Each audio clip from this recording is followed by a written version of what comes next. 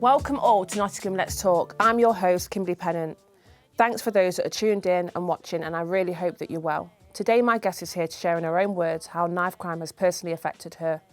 We're sharing her story in the hope that we can connect with the people of Nottingham. Zoe, welcome to the studio, and I'd like you to tell us why you're here.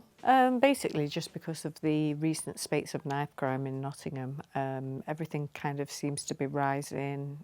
Knife crime just seems to be on the up.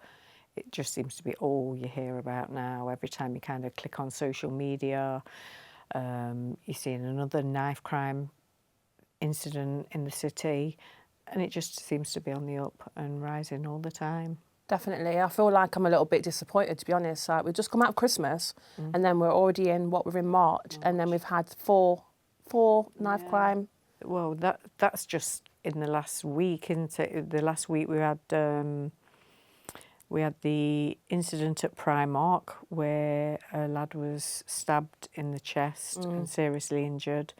Then one down near Snenton, just outside the city centre, where there was fighting with machetes and a machete was found. And then a party in the city centre where young teenagers, one was seriously hurt and then two others injured with knives. And that was all in the matter of a week. I mean, in a matter of a week, that's just crazy. That's just bizarre. It's not acceptable. I mean, obviously you've got your own personal story of how knife crime has affected you. Yeah, it was crazy because, you know, with knife crime, you always picture like a dingy day, a dark day, a night time, and it was just not that. It was when the football was on in the summer. It was like a really like sunny day, bright sunny Sunday afternoon, and my son had rang me, really happy.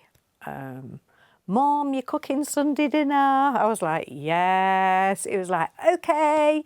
He says, I'm just going to go and pick Owen up. He says, and then we're going to go down and to pick my friend up. He said he's got really, really drunk because he'd gone to his friend's house the night before to watch the football. He's got really, really drunk. He's asked me to pick him up. His wife's going crazy because he hadn't come home for the night before. He's like, I'm going to go and pick him up. He says, take him home to his wife. He says, and then me and Owen are going to come for Sunday dinner. Right? We're going to nip to the gym, come for dinner. I was like, yeah, that's fine. He says, all right, Mom, love you. I was like, love you. And just said goodbye to him. I was literally cooking dinner, carried on with my day. And then a couple of hours later, the lad he'd gone to pick up, his wife rang me, literally hysterical down the phone, just screaming, Zoe Byron's been stabbed, Zoe Byron's been stabbed. I'm like, what? Spoke to him? Yeah, I just literally not long spoke to him. And she was like, no, he's been stabbed. I'm like, what do you mean? She says, the police, they've just rang me. They've got Owen. I'm like, what? What do you mean they've got Owen? They were like, he's in the right state. He's in the right state. Byron's been stabbed. And she wasn't making any sense. She went, I'm going to send you the policewoman's number that's just rang me. So she sent me this number. I've just literally got my shoes on, ran out to the car, and I'm ringing this number constantly of this policewoman. Nobody's answering, and I'm kind of beside myself, like driving to the hospital thinking, what the hell's happening? Like, I've rang my best friend at the time, ringing her saying, Byron's meant to have been stabbed, I don't know what's happening. And she's like, right, I'll meet you straight away at the hospital. And I've literally got to the hospital and I'm like, where's my son? Where's my son? Like panicking. And they said, we haven't got no one by that name here. And they said, where's it happened? And I said, Ilkeston. And they said, well, if it's not serious, he'll have gone to Derby Royal Infirmary. So then I felt like a big sigh of relief. I thought, oh, thank God it's not serious. That if he's gone there, then it's not serious. Sorry. I think it's when you said, my son, you know, I'm a mother and I can relate. Sorry. Yeah, well, you know what it's like, a mother and son relationship, it's different, isn't it? It's the boys, aren't they? Yeah.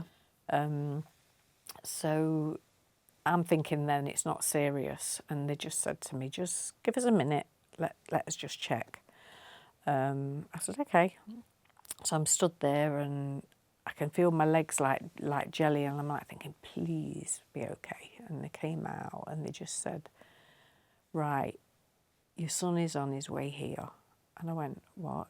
She said, in air ambulance. Wow.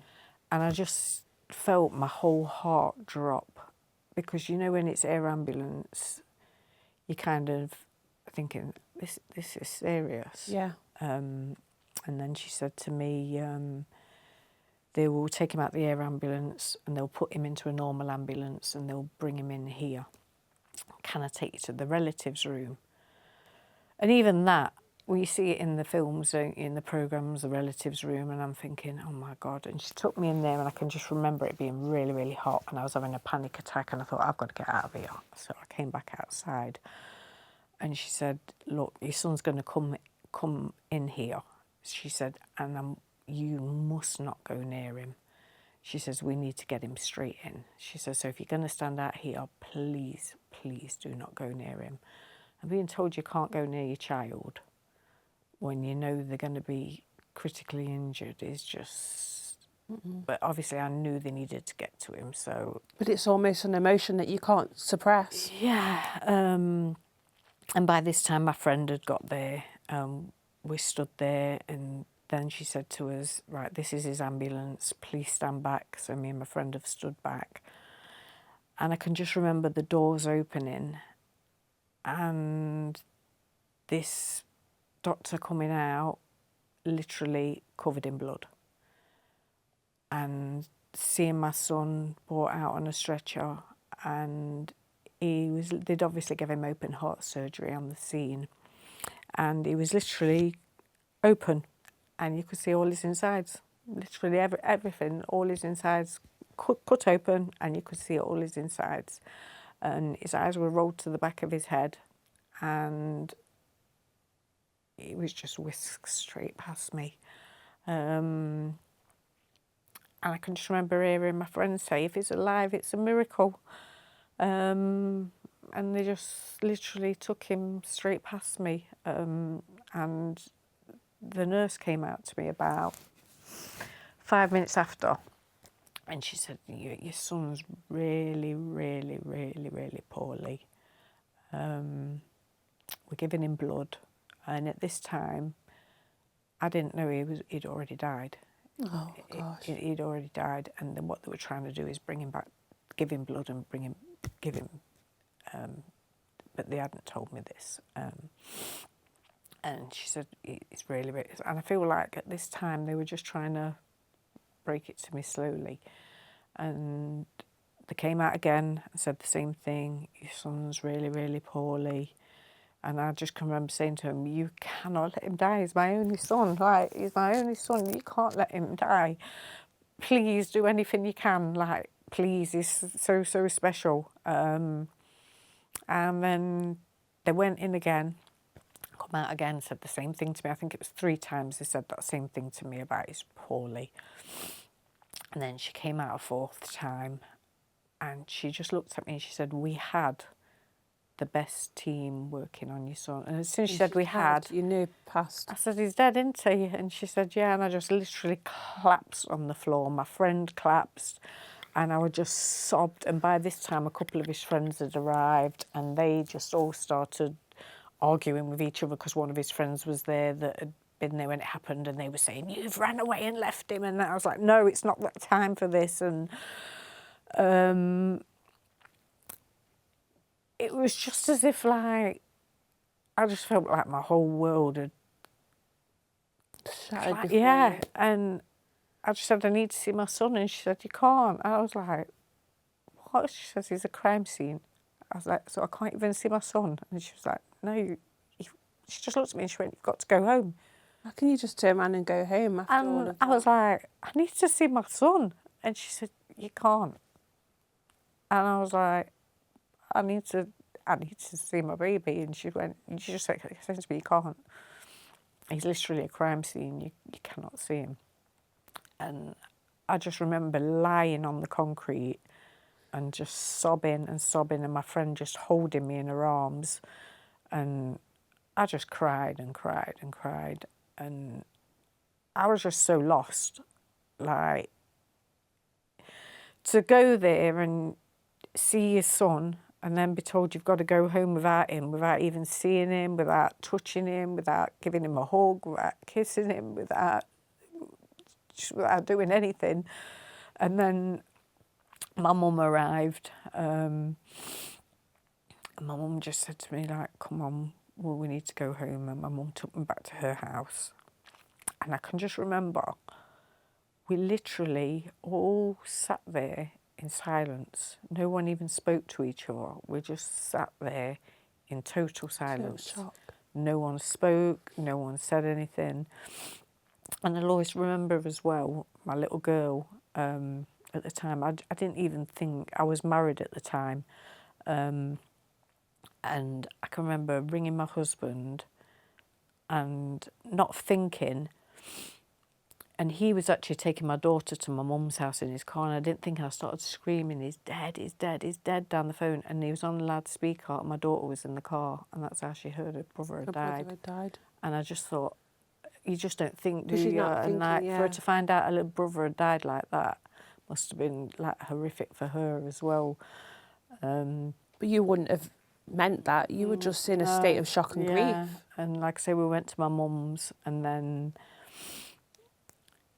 literally days I couldn't see him, and they took him to Leicester Royal Infirmary because they had to give him an autopsy. Yeah. Because even though we know how he died, they still had to determine how he died. And I think it was 3 or 4 days before I was allowed to see him, and that was just to kind of identify him. And I went to see him, and literally just to see your child, like, I can't even explain it. Like, your baby that you've given birth to.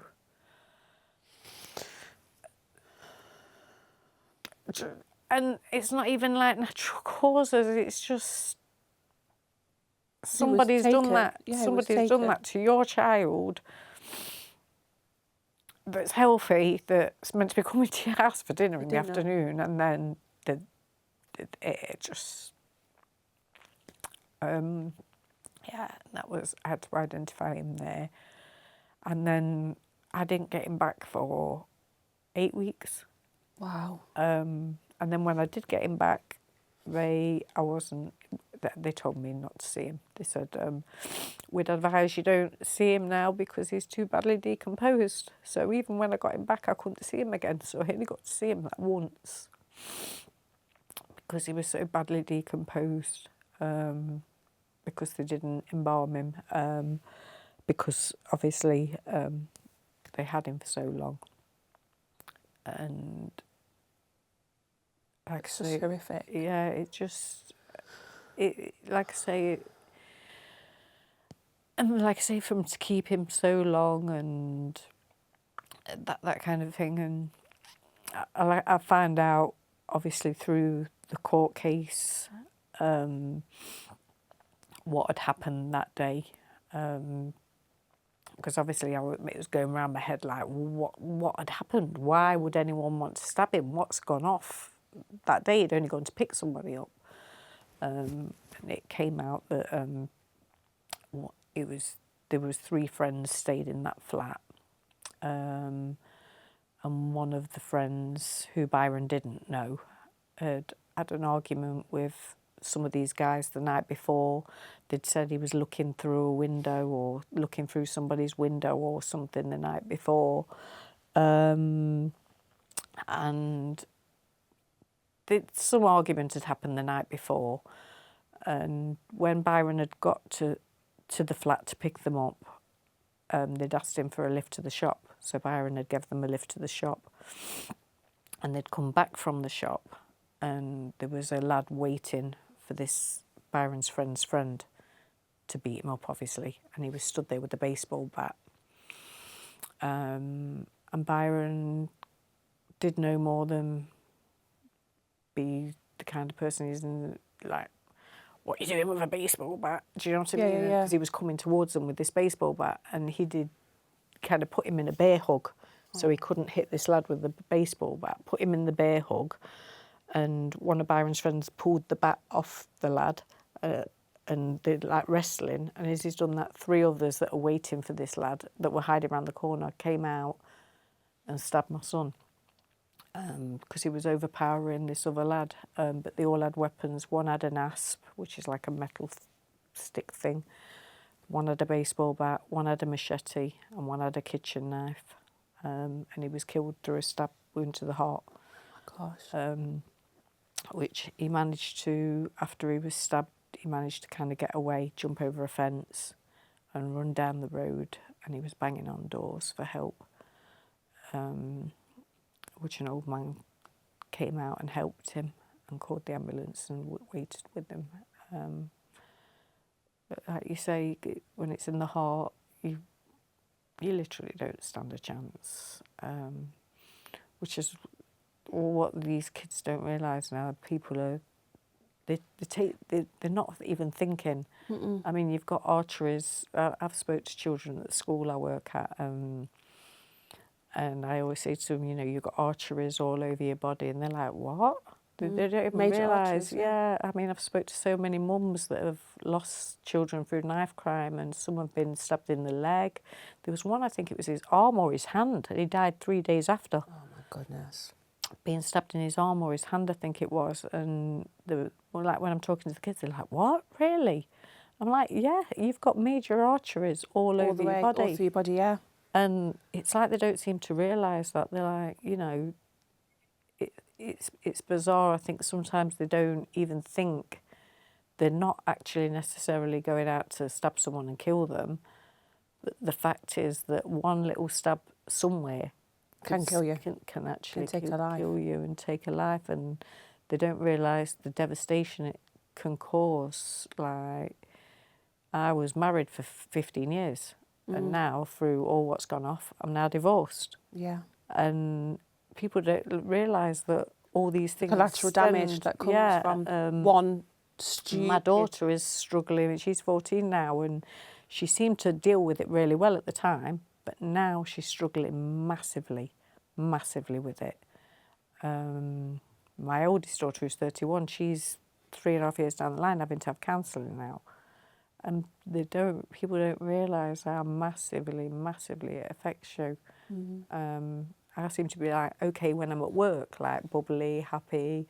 And then I had a week off work the other week, half term off work. And I didn't get out of bed most of the week. I was really, really down and low because I wanted my routine. And I was at home and I had nothing, I just couldn't focus because I was thinking too much. Yeah, you had room to think. And because I was out of my normal routine, my head kind of went. And people don't realise like what kind of impact it has, like massively. Because I'm very good at putting on the front. Because I've always been. I'm a very bubbly, outgoing, quite an outgoing person, and I'm quite good at putting on the front and being that outgoing, loud, funny person. But people don't realise what it's like when you kind of shut that door and you're on your own and you do kind of let it all out because you can't be that person all the time. Well, a piece of you's gone, hasn't it? A piece of you that was locked away with your son has now been taken. And like I say, we had the most amazing relationship. Like, he would literally... We were like best friends. He used to tell me everything. His friends even used to just laugh and like he'd come in with the most wildest stories and he'd say, oh, Mum, guess what I did? I've done this, I've done... And his friends would go, why are you telling your mum that? I'd never tell my mum that. He was like, your mum was my best friend. I tell my mum everything. And he literally did. Like, just things that you wouldn't... Like, some of the things he'd ring me up when I used to work in an office. And he'd ring me up and he'd tell me things. I'd say to them, do you know what he's just told me? And they'd go, what? And they'd be absolutely creasing. They'd go, oh, my God, I'd never tell my mum that. And I'd be like, he's crazy. He's absolutely crazy. And he'd just literally talk to me about anything, any problems he had, like literally anything. And we just had the closest relationship. I mean, I can remember when he had a job and my husband used to go, He literally did. He was like, as if you're doing that. He'd come to my house at night and I'd do my packed lunch for work in the morning. I'd go, take that to work. I was so bad with him. And like, if he didn't come for dinner that night, I would literally get him extras, put it in the freezer. And then when he came, I'd go, I've done all these dinners for you. Take them home with you. Because he had his own little flat up the road from me. Oh. And like I say, he was just my baby. He was literally my baby. But yeah, so... And like I say, since then, I've just kind of gone into... I've changed my whole job. My whole job's changed. Like I say, I was in an office for 8-9 years in construction training. Oh, wow. Yeah. Okay. Totally changed my job. And now you're working at a provision? Yeah, working at an alternative provision with kids that have been taken out of mainstream school, which I absolutely love. I love them kids give me Bet you never get a boring life. day at work. Oh, I don't. No. I don't. The kids are crazy, but honestly, them kids give me life. Yeah. Them kids give me Give you life. something I to look for. absolutely love them kids that I work with. Honestly, but like I say, as much as I'm there for them kids, they're there for me as well. Do you know what I mean? Yeah. It's crazy, but I feel like I can educate them as well on. And do you share? Are you all right to share some of your story with them? And... I do. I share my stories massively because I just think they need educating about knife crime. And when you talk to them, they'll even say to you, they'll be very honest with me and say, and like they'll say, I know more kids that carry knives than don't. And I'm like, seriously? And they'll say, yeah. They'll say, even posh kids that you don't even think would carry them. I'm like, really? Yeah. And they said, yeah, but it's because people think that, other people are carrying them. So they're carrying them because they think they're carrying them. And in reality, no one wants to carry them. Yeah. And I'm like, that is just wild. Like, it's crazy. And like I said, the police are saying statistics are coming down, but I don't really believe they are because I know children are actually, when they're getting stab wounds, they're stitching themselves up. They're not even going to hospital. They've told me themselves, we are getting stitched up ourselves, or we're going to girls to get them to stitch us up. That's diabolical, isn't it? I even know kids that have been to vets to get stitched up. No way. Which is and this is stuff that's not being pushed into the mainstream media, so nobody is really aware what's going off. No, there's a lot more going off than people are really aware of. I mean, it's like I was saying at the protest that we did at the weekend. I think the government, if the government would say, we have got a massive problem, we do not know what to do with it. And speak to the public, say to the public, what can we do? What can we do collectively? What can we do? Ask people for On a personal level. Yeah, like, 100%. What can we do? What can we ask the public, what do you think needs to be done? Yeah. What do you think needs to be done for us to solve the problem of knife crime, because we have got an issue? But I don't believe the government dares to admit they've got a problem. No. And that's the thing. It's like a child, when they're in trouble, they won't admit that they've done something wrong. And even as adults, you do something wrong, you don't like to admit it, do we? No. We don't. We do something wrong. We don't admit it. Yeah. I haven't done nothing wrong, And it's the same with the government, I think. They don't want to admit they've got a problem. Take accountability. Yeah. Yeah. They don't want to admit they've got a problem. And because they don't want to admit they've got a problem, they bury their head in the sand. Yeah.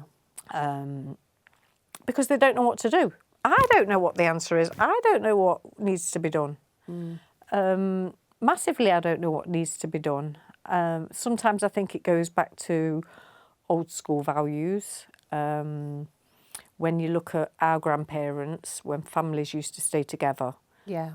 when it was Mum stayed at home and didn't go to work. Dad went out to work, and Mum was always there for the children. Families didn't really split up. You didn't really get any of that. And families were a lot more better off as well. Whereas now there's a lot of poverty. There is, yeah. A lot of broken homes. A lot of broken homes. Not a lot of positive role models. No. And you said a minute ago that you were passionate about your job. And unfortunately, there's a lot of people in jobs that aren't passionate about their jobs. Yeah. I've experienced that with my own son within different AP schools. Yeah, yeah. So... Yeah, there is. You do get people that just go to a job for the money, for work, just because it's a job. Yeah. So regarding, you know, obviously did you create the bleed bags or do you just advocate? No, I didn't create them. A lady called Lynn Beard created them. She's from Birmingham. She lost her son, Daniel Beard, to knife crime. Okay. He was stabbed, and she kind of was like, why is there nothing out there? Why is there nothing out there to help people accessible when you need it? For people that have been stabbed. And that's when she came up with this idea of, because in the army there is certain pieces of equipment that you can be used for if people are shot. Okay. There's one, it's like a clotting bandage, where if you've been shot, you kind of can push the bandage inside the wound, and it's got like a clotting agent. Okay, right. Which is one of the things that's in the bleed kit. Okay. And you push it inside the wound, and it's got a clotting agent to stem the bleed. There's also a chest seal in there for a chest wound that stops the air going in and out, which also stems the bleed. There's also things like tourniquets, so if you're stabbed in the arm or the leg, you can put a tourniquet on. And they're not just for stab wounds, it can be for car accidents, it could be a workplace injury, it could be someone falling, hitting the head on the curb. There's all sorts in there. And like I say, they're all registered with East Midlands Ambulance. So you ring 999, they know exactly how to use them. And they're also, there's also a sheet in there that tells you how to use them as well. But how I came across them is obviously through losing Byron. I went straight on the internet like, oh my God, what could I have done as a mum? What could I have done different to save it? What could I have done? Why does this happen? And why isn't there anything out there to stop this? And that's when I kind of came across them on the internet. I was like, oh, what's these? Bleed kits? I've never heard of these. It's a shame, isn't it? You had to experience something so tragic to then open your eyes to what's and I thought, out there. God, like, why aren't these everywhere? Like defibrillators. I wouldn't have known about them until you mentioned them. Yeah, I thought, why aren't these everywhere, like defibrillators? Because maybe if one of these was available or nearby, someone could have used this to stem the bleed until the ambulance got there, because that's what they're literally for. Because once you don't die from a stab wound, you die from the loss of blood.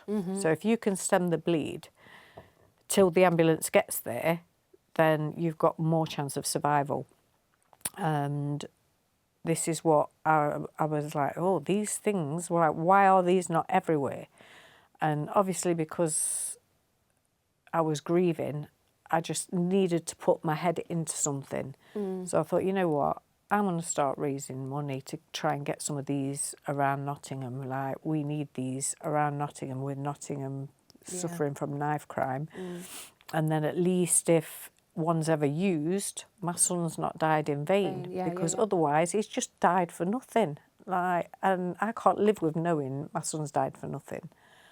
And like I said, I started raising money. I think I raised about £30,000, something like that. And I've just kind of put them all over. They've got some in like Bestwood, Mansfield, Nottingham City Centre, West Bridgeford, all over. £30,000 is a really good amount of money to raise as well, isn't it? Yeah, and like I say, I've put them, some of them are just the bleed kits themselves, which are the bags. Which I've put in places like pubs, clubs, shops. And what I do, I register them with East Midlands Ambulance. So I'll kind of put the times the shops are open, where they're located in the shops, or schools, even in the schools. So if kind of an ambulance is called, they know exactly where they're located, and they'll say, right, there's one in the shop, quick, go in there. It's located behind the reception or behind this, and they'll know exactly where they are, so someone can run in, get it. I've also got the cabinets, which are 24 hours. They're a bit like the defibrillator cabinets, but they're Okay. red. And if you ring 999, they can give you the code to get into it, and they're 24 hours accessible. So you just put the code in, unlock it, and get the bag out. And they're like 24-hour cabinets, and I've got them all over Nottingham as well. So they can be used 24 hours. I've also put some of the bleed bags inside defibrillator cabinets as well. Okay. So if people have got defib cabinets, like there's a pub in Bulwell, they've actually got a cabinet outside. So I said, well, instead of me giving you the kit to have in the pub, put it in the cabinet, then it's 24-hour accessible. Yeah. So that's in their defibrillator cabinet outside. And what I do is, when I've got a batch of them, I just give them out to whoever wants them. So they've got them accessible to them. Is there an active charity or something that's active now what people can contribute to? I don't have an active charity, but what I do, the Daniel Beard Foundation, Yeah. who is the lady that does it, Yeah. what I often do is I ask people to donate to her. Daniel Beard. And if they donate any money, if they just put Byron's Legacy, when they Yeah. donate the money, she'll allocate it to me. Okay. And she'll send me the bleed kits. But what I do on the 4th of July every year, which is Byron's anniversary of when he died, I do what's called a Wear Red Day, where people wear red and kind of donate whatever they can. I do it in schools mainly, or businesses do it and take part. And they do it where they raise money. And then what I do, I can either, what I normally do is just email the place where I get them from directly, which is an engineering company. And I'll email them just to say, this company has raised this amount of money, and then they will just send them the invoice, and then they'll send me the bleed kits, and then I'll distribute them. Or they can send the bleed kits direct to them and they can distribute them or put them where they want them. Yeah. It's a fantastic initiative to have bleed bags. It's just unfortunate that we need them, but like you said, we can use them for car accidents or other accidents. I mean, but- I've got one in my car that I carry around in my car Yeah. all the time. Yeah, So I've fantastic always got it idea. with me. Just unfortunate it's off the back of a loss, but it's also good to use that loss so it's not in vain, like you said. I always think as well, like, if I'd have known about them, I know it sounds crazy, but if I'd have known about them, because I was so paranoid about things like this, because he was a young lad, I would have actually had one of them in my son's car, because they're only that big. I'd have put one in his glove box, and he was in his car that day. So he'd have had one in the glove box, and probably his friend could have got one out if they'd made aware. Yeah. You know, They'd known. yeah. So I mean, I would urge anyone. They're literally less than £100. Go on the Daniel Beard website, Daniel Beard Foundation website, order yourself one. Put one in your glove box. If you've got a shop, get yourself one. Yeah. And then there's a little code. If you've got a shop, activate the code, and you can literally put that it's in your shop on the code takes you straight to the website, and you literally put in your details of where your shop is, where it's located, press submit, and then it goes straight to East Midlands Ambulance and they know where it is. Fantastic. So anyone can buy them, anyone. Well, let's hope that obviously from this podcast people will reach into that and buy some, because I think it's a fantastic idea and I think it's needed at the moment, unfortunately. And it's sad. Yeah. I mean, like I say, it's not the solution. It's it's just something that's there if the worst happens. If the worst happens, It's most definitely not a solution. Yeah. And like I say, I don't know what the solution is. I feel like this generation is a bit of a lost generation. I feel like we need to get to the younger generation and educate the much, much younger. And parents need to be checking the children as well. Check your kids' bags. Check your children's coats. And have Just an idea where they're going, who they're Yeah, with, who the yeah. company that they keep. I know I Yeah. had to face them facts with my son, like I said earlier. Definitely accountability is massive. Yeah, I mean, you don't want to be on your kids' backs, but just being on your kids' backs could possibly save their lives or somebody else's. And we don't want to do that. But I mean, it's crazy. I seen a kid a few weeks ago. He was pushing a pram through town, and he was wearing a balaclava. Like, what is this? Do you know, I think it would have been about, I'm going to say about 11, I was walking through town with my friend's daughter, and they were picking on a homeless guy outside the Boots pound shop, and the young lad was like, shut your mouth because I'll shank you, shut your mouth. And he lifted up his top as to brandish whatever he had. And I was literally in two minds to say something or not say something because it was awful. Yeah. But the brazenness of the lad. But it's because I think if I hadn't been with my friend's little girl, I probably would have said something. But I don't. You just don't something know. could have happened to you. Yeah, I know. But it's kind of, it was just awful what I witnessed at that age as well. And I was thinking, why is he not in school? And like you say, like our oldest, 11, 12. Yeah, definitely didn't look any more than 11. I'll be honest with you. He was, unless he was small. Yeah. But, you know, he was definitely young. But that is just so scary, isn't it? Yeah. Because these kids just, like I say, is it because they're not scared? Is it because there's no deterrent? Like, why are they doing it? Because you do see so many children getting pulled in for it and then getting released on bail. We need a massive deterrent, and we need more male role models as well. Yeah. And I think badness is glorified. You know, people think you're cool if you music. Definitely, like it's definitely glorified. Yeah. You're a nerd, aren't you, if you do well at school and you keep your head in your books? Yeah, but that's what you need to be, because at the end of the day, what is going to happen? What future have you got by being a roadman? At the end of the day, it's going to end two ways, isn't it? You're going to end up in jail or buried. I know, and then you see some of these older generation that are still the same from when they was back in the day. Yeah, and like I say, changed. Even when they go to jail, it's a vicious cycle, isn't it? Because they go to jail when they're young, then they come out, and then they think, oh, I've lost everything now. So they go back to jail, and because they've had to play catch up and go straight back into criminality to get the money back, and then they go back to jail. Then they come out, and then they're playing catch up again. So they go back into criminality to raise the money again, and then they go back again. And then before you know it, they're 45, 50, and they're back out, and then they're like, I need a job, because I don't want to live this life anymore. And then they've got some dead-end job because... If you're looking to get one. Yeah, well, that's it. And that's when they realise, when they're old and past it. But then they've already influenced the younger generation that lifestyle is... and that's it. And it's when they're young and they're doing this road thing and they've got money and they're there laughing at the friends that have gone to work and the nerds that aren't on much money and they're probably working in McDonald's and haven't got a lot. But then when they're 50...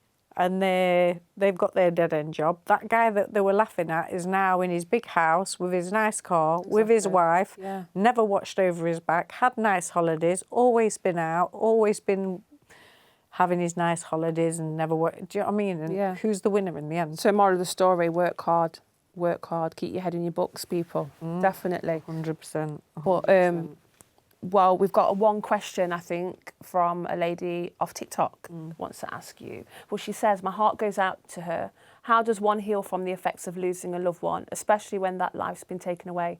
How do you move on in life? Thanks, Ellie. Good question. I don't feel like you ever really, really heal or move on. You have to try. Part of you will never, ever, ever heal.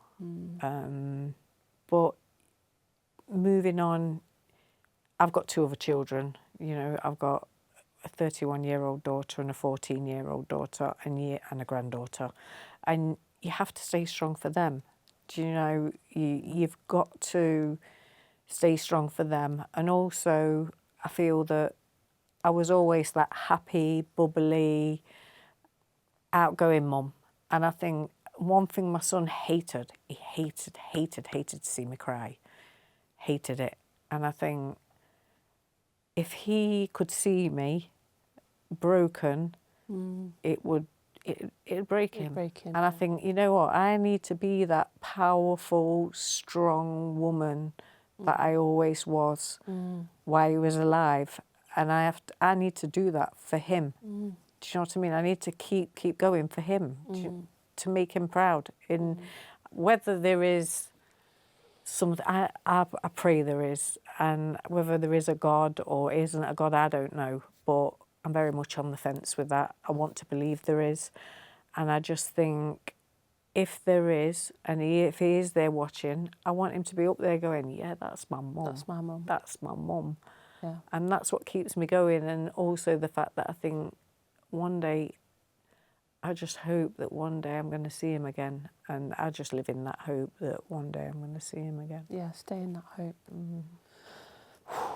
Well, I think there was just one thing that I wanted to say, which was at the protest. Really good job, by the way, organising that with multiple organisers. You mentioned that one of his friends were there, which I thought was quite powerful because you said, you know, friends do disperse over time. Yeah, they do. But that one guy, I think his friend Sky, his friend Sky was there, which the same name as my daughter, funnily enough. But yeah, I thought that was really, really, really lovely that his friend came and kind of, and I didn't even know he was coming.